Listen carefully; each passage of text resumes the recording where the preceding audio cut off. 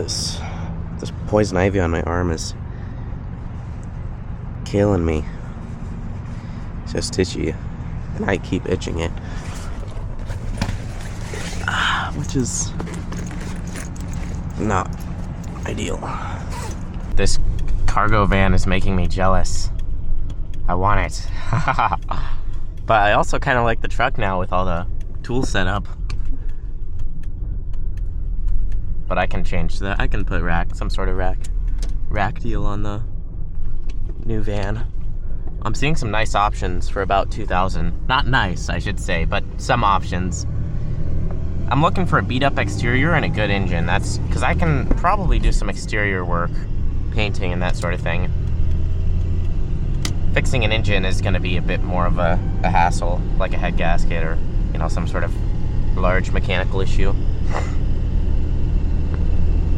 So you guys can't, like, be in my experience, but something you don't see is, like, the hours of just, like, sitting in the sun pulling weeds.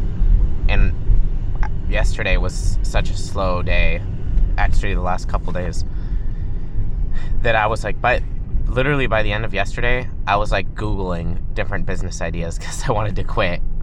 But I think part of that is just me not taking care of like my mind and body. So like just not feeding myself, not, you know, working in the shade, just really abusing my body. And then naturally that's going to be a way more painful experience than if you actually like, well, and just working too much. So like maybe instead of working 8 hours of weeding every day, 7 days a week, maybe I work six hours of weeding six days a week, and that's a lot more manageable. And I think there's going to be a lot of benefits to having more time as well, because hopefully I'm gonna be spending that time not just completely waste it. My thought is work a little bit less, sell, like bid out better projects, like get my hands on better customers and better projects, and I'll still make the same amount of money by working less and having more time to actually build the business. Because that's the other thing I was running into, is I didn't have time to push the business forward with, you know, building stuff, understand, even just learning. Like I haven't had time to actually do research on the fundamentals of the business that I'm in. Okay, finished that job. Take the next right onto Bruce Street. You know, I think left onto Miller Avenue. it just reaffirms what I was saying a little bit ago about doing less work, but doing, basically what I'm realizing is my work performance is really, really low because I'm like so tired and not taking care of myself. Take the next left onto Miller Avenue. And so naturally my work quality is going to drop. There's a few really big benefits. If I work less hours and do better work in those hours, I can charge a higher rate, for one. For two, the customer's way more likely to refer me to their friends and family because I'm doing better work and they're going to be happier with the product. You know, another reason is that I'm way less likely to get burnt out because I'm not like abusing my body. I'm actually enjoying the process because I'm not super tired and I'm not malnourished, you know, that all those things. And I'm also able to think more clearly and problem solve better. You know, I'm seeing a lot of benefits to simply pulling back. And I think part of it is I was in such a survival mindset from sleeping on the streets for like the 2 or 3 weeks that I did, that I was like, I'm gonna work no matter what. If these people are paying me, like if they're giving me money to show up, I'm gonna do it. And I think now I can phase off that, because at this point, even if the truck were to all of a sudden break down, within 7 days I could get another vehicle really easily because I have the money. So I'm in a much more, I'm in a much better position to play more tactically, even if I'm not earning the maximum each day. but I'm landing more sporadic jobs that are higher paying. In essence, just putting in less work and getting more money out. So the reason I bring that up is because today, while I was weeding, I did a really good job. I used like 10 of my tools. I used a rake. Basically, I understood what she needed and wanted, and that's where listening to the customer plays a critical role. I'm not sure if I can actually go. Nope. Anyway, she was very happy with that, and I just kept asking questions and listening to what she needed. And she talked about needing a tree removed, and I was like, well, I can take care of this tree for you. I can throw a price together. I've already proved to her that I'm honest, that I show up, and I'm, proficient at the tasks that she had me do. And she was like, yeah, sure. So I said $300, and she was happy with that price. So I have her on my schedule for $300 to take down. It's a small tree. I'll have to cut it limb by limb. So I have to get a ladder and a chainsaw. Those are the two things I need to get my hands on. Okay, I picked up the string trimmer. I'll show it once I stop for lunch.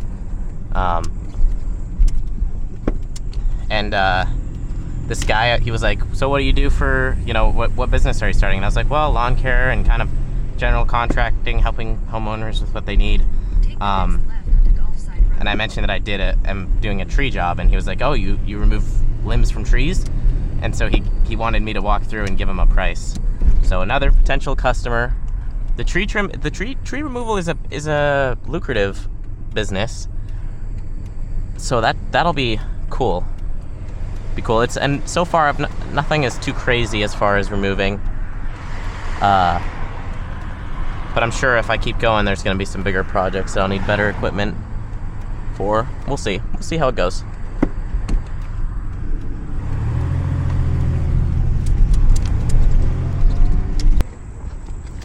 Yeah, here's the string trimmer. I gotta get it mounted up here. This rack's gonna work perfect for that. Now I also need to pick up a chainsaw for the tree jobs. So I'll have to start working on that, but right now just focusing food. Alright, yes, I know, massive time jump. Mostly I've just been finished up, I've just been working jobs all day. I only made $135 today, which is, not crazy. It's $100 a day every day would get me to $3,000 by the end of the month. So, or like $3,000 a month. So I'm happy with $100 every single day. Of course, I'm gonna try to work up from that. These lighter days are really nice for like my mental health, where I can, like, I'm still doing stuff I'm still working quite a bit, but it's more management work. So I am pushing the needle forward on the big weeding job. I scheduled a mulch delivery. It was only, so what I did is, I guess, I don't know if it's worth explaining, but there's a couple different options. You can pay for mulch from like a mulch provider. They're going to charge like $40 a yard. You can buy like mulch bags, which is extremely expensive. You can use this service that's free. It's called Chip Drop, and have mulch delivered for free, like a truckload. But the problem with that is it's unpredictable, and like it might be weeks and weeks until somebody drops it with the way it's all set up. So what I did is I just called the people that were cutting up trees. They'll cut up a tree, cut it into wood chips, and I was like, hey, can I pay you a little bit of money to drop a truckload of wood chips at this property?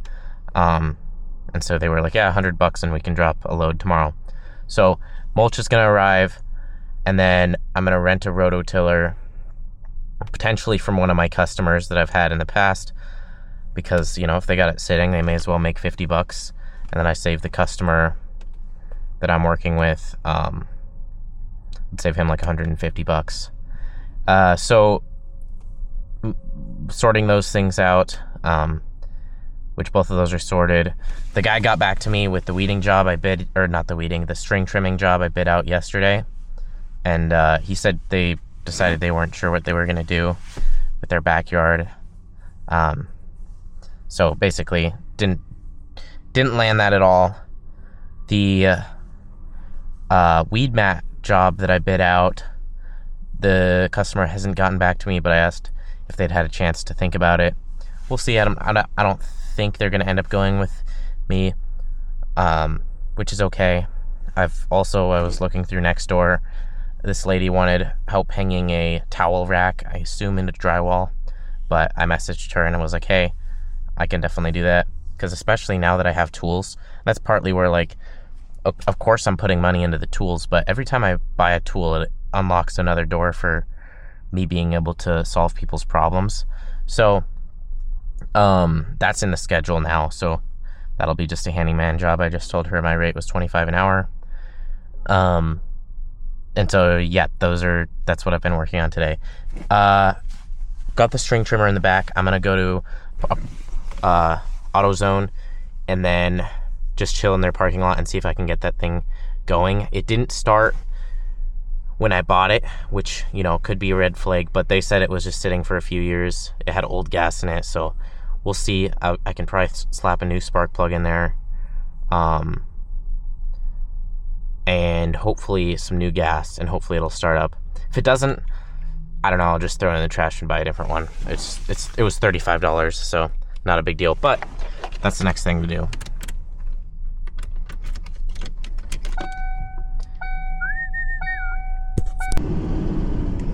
Luckily, I've been finding myself caring less and less what the comments, what people say, because I realize, like,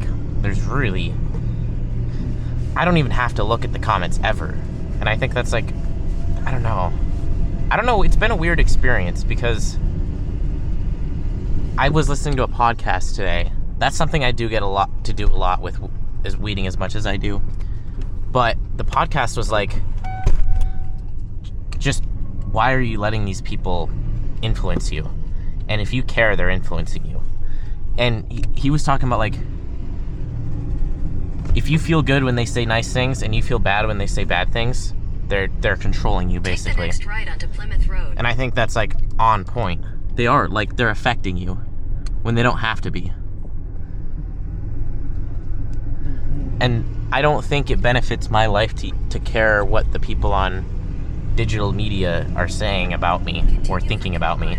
Because why does it matter? It matters what people in person. I mean, and especially with social media, when there's hate, like, no matter what you do, you're going to be a sinner, you're going to be a devil, people are going to hate you. And so in that case, like, why do I even care? And some people get stupid rich off people, like, hating them on social media and just being, like, sorry, I got distracted. Okay. I am going where I thought I was. So, like, if I could get rich off people hating me, not a big deal, and it doesn't actually, like, hurt my life. Like, Andrew Tate's one example. He's really, really, really famous. A lot of you viewers that are watching me have heard of Andrew Tate at least once. And he's made a ton of money off people just off his controversial opinions. So that's, like, one way to look at it. On the other hand, that's just trying to, like, spin the hate into something good. What if you just don't spin it at all and it doesn't affect you? And that's where I want to be. It's like, why do I care at all? Like, why am I even looking at the comments? And it's something, I've mentioned it before, but it's like, I felt like I have been looking too much. But in part, it's like, okay, if somebody comments something really good, it hits, like, wow, I'm so validated, and I feel like, this awesome guy. If somebody comments something really bad, I feel really bad. And my question is, like, why do I even care? Like, why does this affect me? Does it help me? Because I don't think it's really going to help me achieve my goals to, like, be emotionally entangled in what my viewers think. Like, I'm not making... And, like, am I making the videos for everyone else, or am I making it for me? And I think at this point in my life, I'm making it for me, because it's not like my audience is big enough. Maybe the project could go viral in the future, but like, honestly, right now it's more important to me to work hard, do good, honest work in the real world than to like become digitally famous. And I just keep thinking about all the things in my life that I have right now and how much they're taking away from what I'm actually trying to achieve within like business. It's like my whole day is just sucked away doing stuff. And like, what if I just only do the things that the business needs to be successful? There's no way I would lose. Like, the only thing that could happen is I would win and become better and have a more successful business. And that's what I actually want. And so in my mind, it doesn't really make sense to look at the comments. And I know it's like easy to say that, but on the other hand, you have to live it. And I think that's the part that I'm learning right now. And hopefully, I don't really know why I would ever check the comments. And I think I'd like to stay in that position. Like, why am I checking the comments at all? Like, why do I even care? Why don't I fill my time with doing something that pushes my projects forward or is just actually relaxing? And I think the key is just like getting caught up in the validation of the online world. And I think what I need to realize is like, it just straight up doesn't matter at all. Literally not at all. And I think my life would be more peaceful if I just didn't ever look at YouTube. It's not actually, and it's not even looking at the comments that's the problem. That's not really the problem. The problem is the fact that I care at all. And the fact that I care is driving me to look at the comments, because it's like, oh man, if somebody says something really good, I'm gonna feel really good. So your brain gets like dopamine addicted to that. If I didn't care what the comments said either way, there would literally be no motivation for me to go check the comments. I would just be like, why would I go check the comments? It doesn't mean anything to me. So I think that's a bit of a rant, but I feel like that's really expanding my perspective, and I'm excited for the future of what that's gonna look like. Just having not just the time too, but like the brain space, because people are influencing like what I show on video, how I talk about things. Like I'm dancing around my words instead of just being upfront with what I feel. And I think at some point that becomes dishonest anyway. And it's like, well, I definitely don't want to be dishonest. Now, yeah, and it's so there's a lot of different variables, or a lot of different aspects to it, but I'm excited for some of the changes that I think I'll be making. Okay, taking a deep breath. It's not that I even would upset at like the people commenting. I'm just upset that I even cared. I'm upset that I've let it take as much mental energy as it has, and for some reason, like, something clicked today where I was like, why do I care at all? Like, it's okay for me not to give a shit. People can follow me if they want to. I'm gonna try to post every day. I might miss a few days. In the end, this is more about my self-development, and right now the content's not the focus. And I should spend my mental energy in better places, like fixing this string trimmer, for example, which I'm gonna do right now. Luckily, two-stroke is pretty simple sauce, so I don't know what all I want to do here.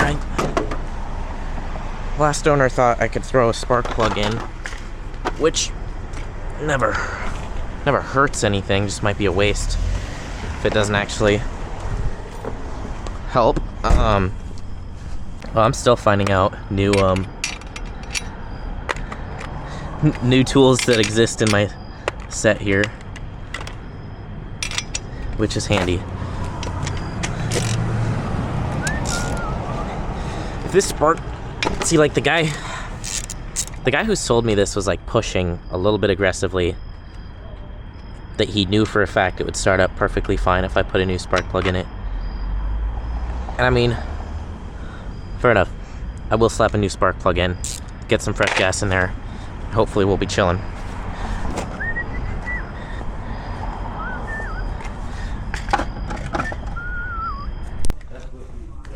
All right, new spark plug. I gotta mix the gas next.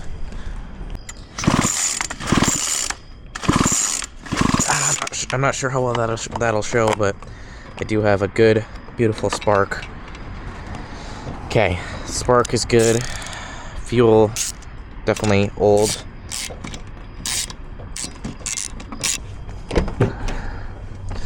Let's do that. See, this back is full. I gotta increase my roofs. Like, that sucks. I don't like this. Gotta increase my roof storage. I need to run the math. So this is an 8 liter. So I need to mix. It's been a while since I've mixed gas. 50-to-1 ratio. This is a 2-gallon tank.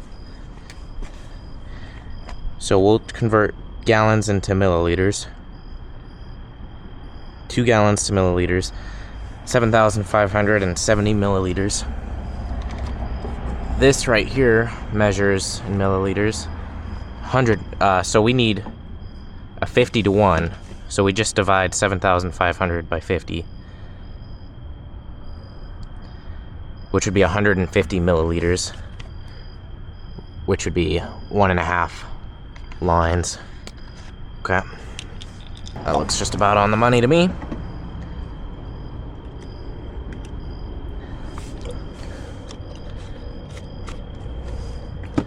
Give this gas a good shake.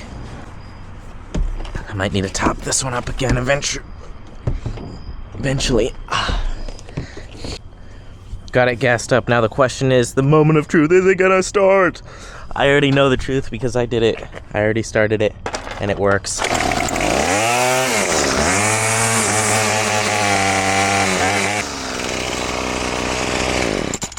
I noticed like a little bit of, I don't know, when I open up the throttle all the way, it bogs, it kind of lags, I don't know. I think I just need to tune it probably, but I know at the very least this will work how it is to do jobs. I'd like to tighten the guard up.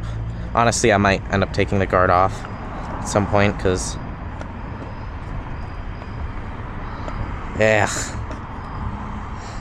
doesn't look like there's a way to tighten that. Might be missing some pieces. The other thing I noticed, this right here. Oh, bless me. Woo. That's kind of loose. For the people hating on the tools, eat my absolute... I wanted to say something so very profanity, but I'm using all the tools I purchased to their fullest extent. Got my handy headlight, whatever they call it these days. I'm gonna cut it 1.5 inches.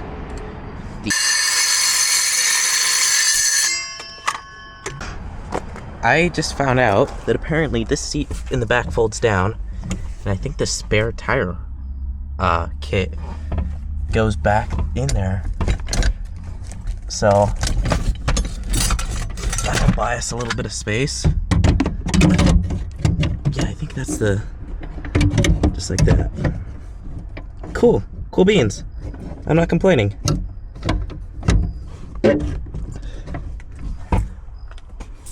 I'll also put my spare parts I have down there too. Will this long one fit?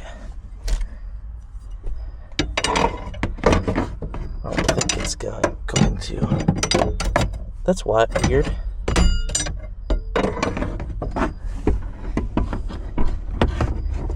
Huh.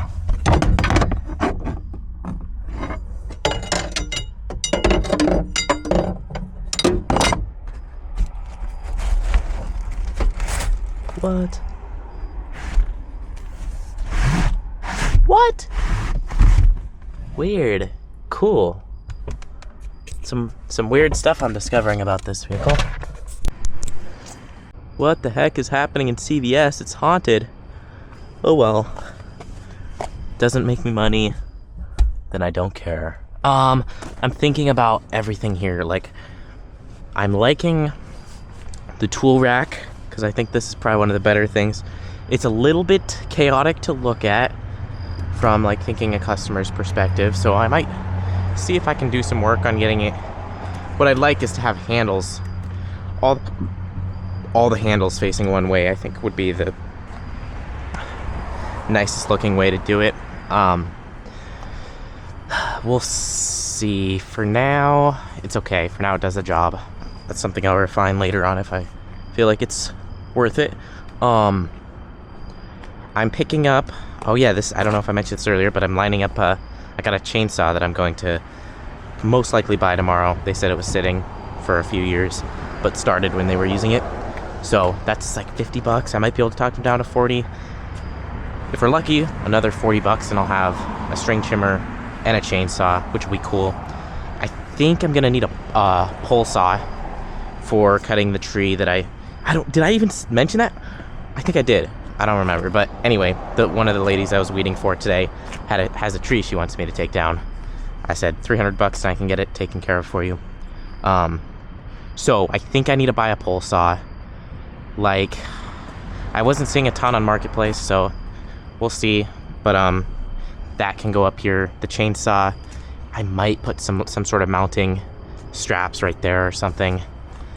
I don't want it to become necessarily a jumbled mess of tools. I'd like to keep it as organized as possible. And then I think looks are not critically important, but a little bit important from the customer's perspective. Like, they're looking at this guy, they're trusting him to do work on the property.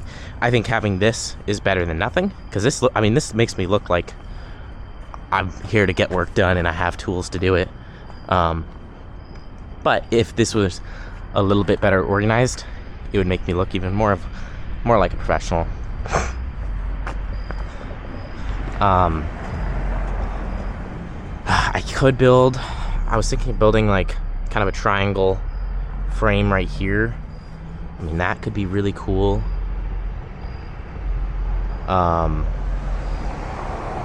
Wouldn't be too hard. I want to kind of simplify everything because it looks, like I said, it's looking chaotic, but in the end, it's not the end of the world. I do think kind of keeping a clean vehicle is clean looking setup is important, not only for a customer, but also for like your own mind and being able to keep track of what's going on. But I'll have to think more, because I love the idea of having some more storage up here, and I don't think it'd be too hard to do using this kind of same frame system.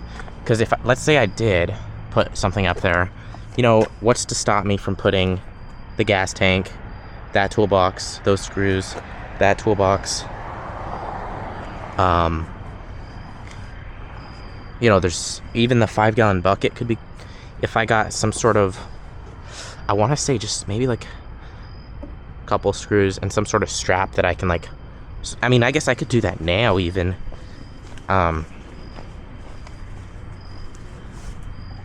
Although I'm hoping to pick up less weeding jobs, but like even a strap, just like boom, like top and bottom, I don't think that would go anywhere. That could look pretty cool.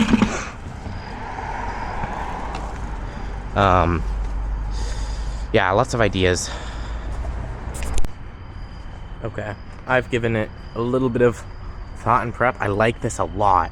So basically another row in front of all the tools. I'll just run piece out to here, over there, back over. Unfortunately, I don't have enough lumber to do it tonight, but I'll pick some more up tomorrow. Maybe buy a few extra because I'm doing enough stuff. And what I do is I slide it under the mattress, and I find that, doesn't affect me in any way, and it's good storage for extra wood and stuff. And at some point I might like pull everything off, like try to overhaul it and make it nicer. Like if I cut these off, These little protrusions, kind of pointless at this point. Make sure everything's painted good. You know, just, I don't know, tidy it up, I guess. Make sure, what I could do is make sure I could have all the tools with the handles facing out. And ideally, you know, all the handles are at the same distance. And maybe that's a detail that really isn't important, but I don't know. And make it a little bit more convenient for storing all these tools. Because right now it's kind of have to Tetris it in. So I might not need this pry fork anymore. It never worked as good as I wanted it to anyway. So we'll see. I might pick up a storage unit. I don't know, lots of ideas. But for now, this is set up nice. Oh yeah, I was going to show you guys something. This is, and I feel like half my life is just simplifying things, but like just strap the oil to the mixed gas and you'll literally never not have oil. And so like, boom. It's a perfect place to store the oil because that's when you're gonna need it, is when you're at the gas when you're using the gas tank. I don't know, I love that. And it'll work good for when I run the wood. I wish I had enough.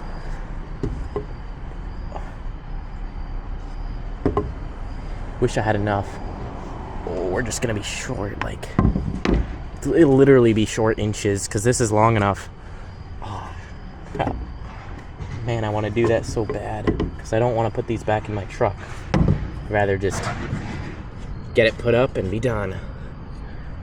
We'll see, I gotta measure it. Maybe it'll make it. Okay, I got an idea.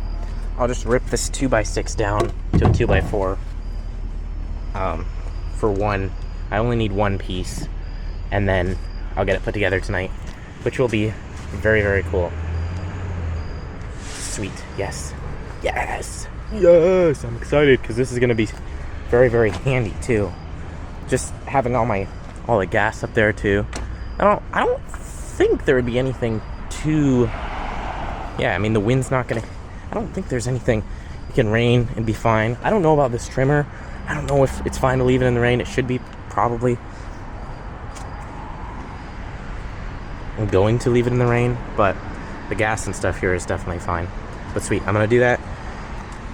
I might not film any of it, but you'll see I'll show you. Show the after product.